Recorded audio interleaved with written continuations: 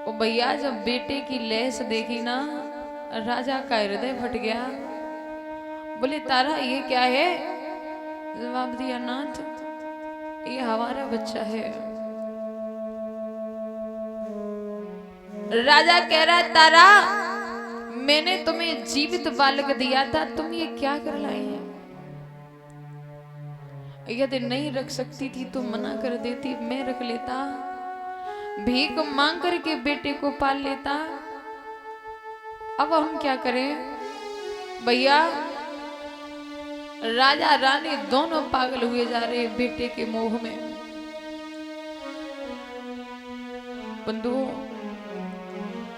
राजा को कुछ होश आया, बोले तारा पहले मुझे टका दो, बिना टका लिए मैं लेस जलने नहीं दूंगा। तारा बोली कैसी बातें कर रहे हो?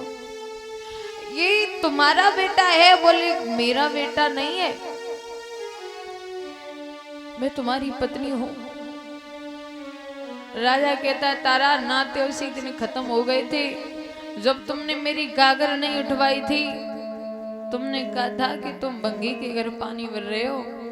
मेरे मालिक का आदेश है बिना टका लिए किसी की लहज जलने न देना। मेरे बात धर्म की है तारा, बिना टका के लहज जलने नहीं दूंगा। तारा कहती है शर्म करो, क्या कह रहे हो? मेरे पास कफन तक को पैसा नहीं थे, साड़ी फाड़ के कफन डाला है बेटे पर, आधी साड़ी से मैं तन को ढके हैं। राजा बोला कोई बात नहीं, तो एक काम करो जो बेटा पर साड़ी आधी पड़ी है ये साड़ी दे दो।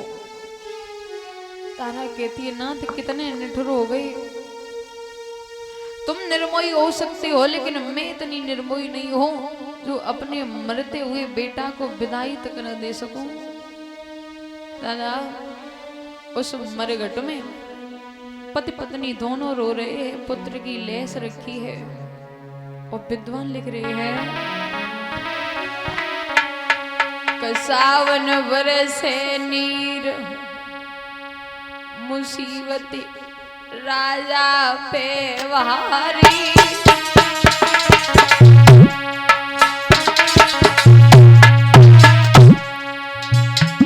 मरघट में डरे नंदलाल कवैया रोई रही नारी।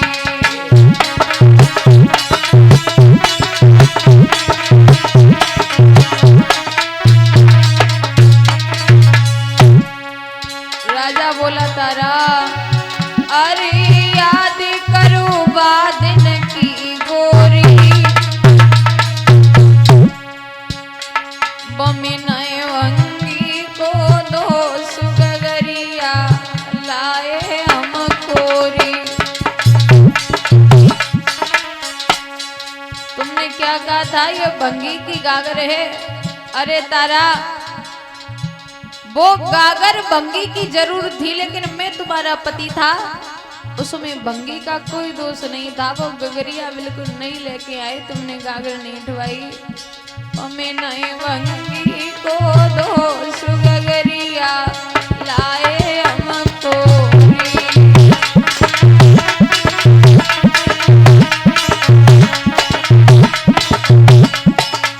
उस दिन तुमने कहा था कि मैं पंडित की नौकरानी हूँ। सुनो तारा अरे बनी तुम बादिन पंडितानी, रोई रोई तारा के पिया तुम कठिन बेलठानी।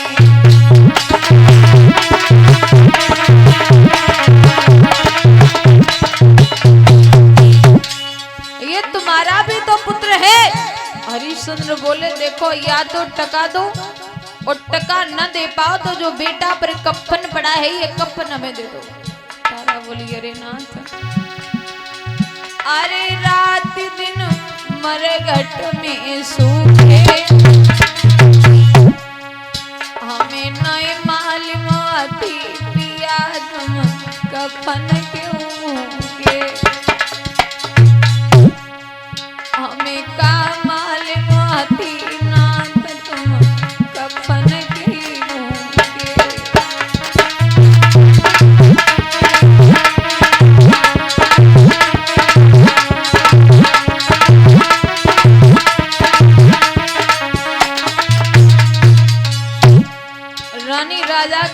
जोड़ रही है, पैर पकड़ रही है, बोले नाथ एक बार कृपा कर दो, मेरे पास टका नहीं है, मुंह पे करो माते मांगे भरतार। मेरे पास कर का टका नहीं है, मैं कहां से दे दूं, होता तो दे देती, अब है नहीं तो मैं क्या करूं, मेरी हालत समझो। मुंह पे करो माते मांगे भरतार। ए धरनी पे डरे नंदलाल।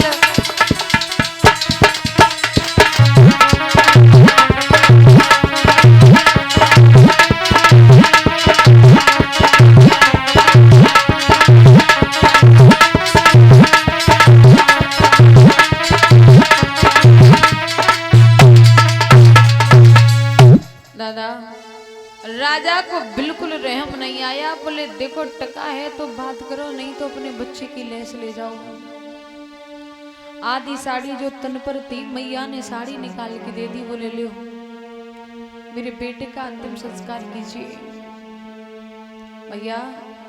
मैया निर्वस्त्र हो गई, तन पर एक भी कपड़ा नहीं है। पास में मंदिर तालोपा देवी का पुत्र का अंतिम संस्कार करके मैया वह मंदिर में गिर गई आके, और बोले दीनानाथ कितनी परीक्षा और लोगे। उसी क्षण विश्वामित्र नगर में घुस गए, 4 बालक मार के चौराहे पे डाले, आवाज लगा दी है काशी के लोगों, गांव में डायन आई है जो बच्चों को खा रही है, जाकर के मार दो। राजा हरिश्चंद्र को बुलाया, बोले जाओ तुम डायन को मारोगे। राजा ने जब रानी को देखा, पूछ रहे तारा तुम डायन कब से बन गई। तारा कहती है नाथ, जिसने खुद का बेटा खा लिया उससे बड़ी डायन कोई और, आप हमें मार दीजिए।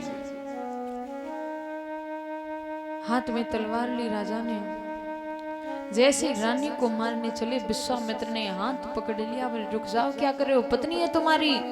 बोले नाथ पत्नी है नहीं, पत्नी थी, अब ये डायन बन चुकी है, और डायन को जितनी जल्दी मार दो उतना अच्छा है। जवाब दिया रुक जाओ मैं तुम्हारी परीक्षा ले रहा था। रानी ने तुरंत ही विश्वामित्र के पांव पकड़े, बोले हे नाथ कैसी बातें कर रहे हो, तुम परीक्षा ले रहे थे, मेरा बेटा कहाँ है। विश्वामित्र ने रोहितदास को वापस किया, रानी से कहा कुछ मांगो। रानी कहती है नाथ कुछ नहीं चाहिए, बस एक ही विनती है, क्या जैसे आज आपने हमारी परीक्षा ली है, आगे चल के किसी और की ऐसी परीक्षा मत लेना। राजा से कहा तुम मांगो। राजा बोला प्रभु साईं इतना दीजिए जामे कुटुंब समाए, और मैं भी भूखा ना रहूं कोई संतन भूखो। आज विश्वामित्र ने राजा हरिश्चंद्र को अयोध्या का राज्य पुनः दिया।